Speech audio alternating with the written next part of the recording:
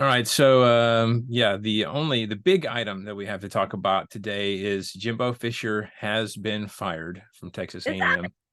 It is happening. Yeah, they fired him before the end of his sixth season. Defensive line coach and co-defensive coordinator Elijah Robinson will serve as interim head coach for A&M. Fisher ended his tenure there going 45-25 after Kevin Sumlin went 51-26 in 6 full seasons. and had a Heisman winner? Yeah.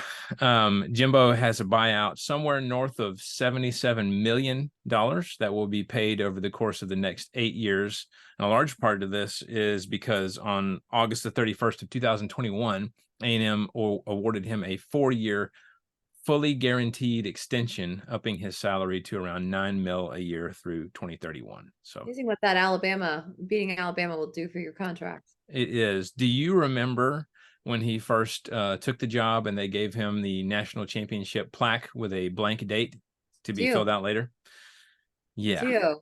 I wonder if he gets to take that with him I was wondering about that. What, like, literally, what do you do with that? Is it just like a paperweight now? Like, I don't know. I would have to probably on melt it eBay. down and make it into something else, or I don't know.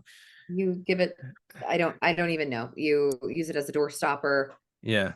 or I will gladly get fired for $70 million. I Honestly, pay me not to work. 25, Yeah. two.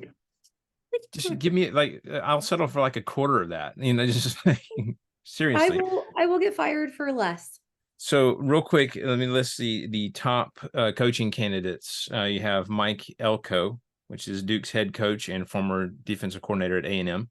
Dan Lanning at Oregon. Lane Kiffin. Mike Norvell at FSU. Kalen DeBoer, Washington's coach. Jeff Traylor, UTSA coach. Cliff Kingsbury, who is a USC senior analyst and who was the OC for A&M back in 2012. And Mhm. then Glenn Schumann, Georgia co-defensive coordinator. You I left don't a know. couple names off there. Yeah. Well, so I mean, obviously, no, this has been a long time coming. Jesse, you're a big Jimbo fan. What are your thoughts on this, and who do they get to replace him?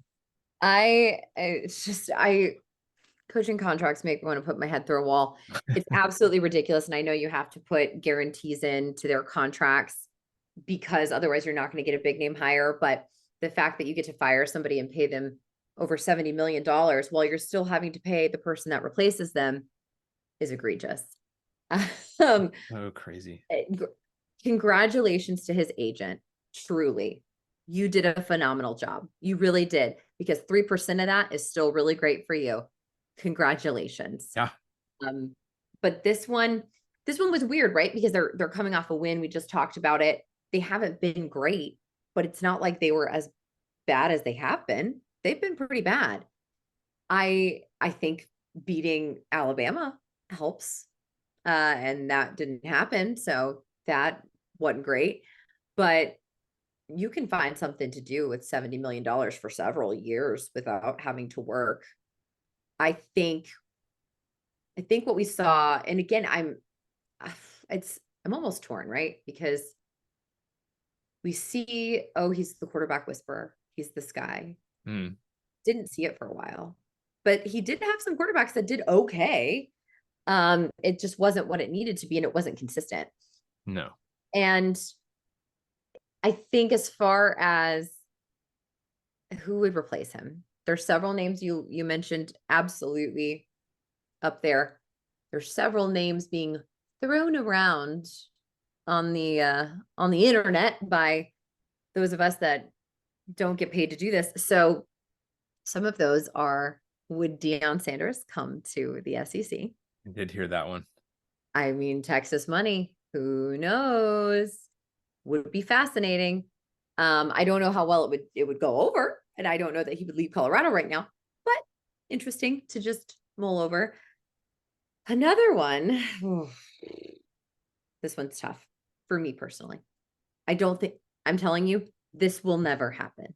If it happens, everyone pray to whatever God you pray to, because it might be the end of the world. But the Patriots have been doing really bad. Like winning No. 2 games bad, winning 2 games bad. It's honestly, been some of the worst football I've Mm-hmm. seen. It's just awful. This past weekend in Germany was some of the worst football I've seen. It's It's amazing terrible. what Tom Brady did for that team. It's incredible. And a lot of people are saying it's Belichick's last season there. I do not know that that's the case. And I do not think that he would go to college football at all. But how wild would it be? I just I want just everybody to like pause and think about it. Just like cut off hoodie on yeah, the sideline. cut off hoodie at the SEC media days at the podium, just going. Like I feel What? like he What's the might teleprompter going to? What's the closed caption going to do with that? So I don't know. no, he would punch Lane Kiffin straight in the face at SEC media days, no doubt. He and Saban are friends, so that's Yeah. fine. But it would be really, really interesting. Well, that would be interesting. I'm also. This actually just sort of gives my like heart palpitations thinking about it. Is can you imagine the style and the passion of Deion Sanders mixed with the money that A&M has and all that oil money down there. I um, oh that is that I kind of shudder to think what that could turn into. Now, a lot of people are saying that Deion's not ready yet. He needs to get a few more seasons of experience with Colorado. I don't know. I think that he's a great motivator. And I think that he knows how to do that. Like I don't know what else. Obviously, he played at the highest level as a player, and so I don't really know what else he really needs for preparation. I think that that would probably be a home run hire. Now, will they do it? Will they take that chance? do they have the money to do Well, that's it? another great question too. Unless they've just got some, bottomless pocket booster out there who doesn't care and is just ready to make it happen. That is a valid point. So I don't know. I mean, because Deion's not going to come cheap. I mean, it's just No. not. But it will be interesting to see who they get because for them as well, it's got to be another big name hire and it's got to be a good one because they just wasted a ton of money on one. And I, yeah, I don't know. I saw somewhere on Instagram where someone just posted a picture of Ed Orgeron. And he was like, "There's only one man for the Texas A&M job." I was like, "Oh man, I love it. Yeah, okay." A&M has shown that they are committed to throwing a lot of money at a big name. So Yeah, I think that anything short of a big name hire will be perceived as a failure. yeah. So even if it's, somebody who might be actually, a decent coach, if it's not necessarily a name that you're like, oh yeah, um, then I think it's going to be perceived as a failure. Now, I think a lot of the names that were in that list that I found are pretty good. But I think, there are a few other good ones out there, as you mentioned too. So, yeah, it's finally happening. And I guess by all accounts, this was sort of all done, it, even in the past week. I think Thursday, there was a big meeting. Heard that he was in a meeting for like 4 hours with leadership. And I guess, I don't know if that's where he was told what was going to happen. I sort of assumed that that's what happened. So, This had um, to be in the works for a while. You don't make a no, decision that costs you $70 million in unemployment cost right. lightly or quickly, unless it's something like super egregious, but you don't.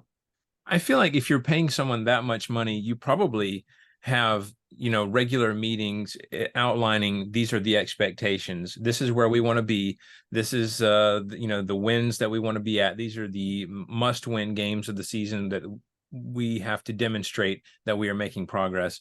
And obviously, I don't, obviously he didn't meet that. So, as you Yeah. said, Bama beating Bama went a long way, but even that has a shelf life to it. Yeah. So, um, that's Ask Auburn. yes, exactly. So, all right. Well, we will see who they get. Obviously, a coaching search well underway already, and we'll see what happens there. So,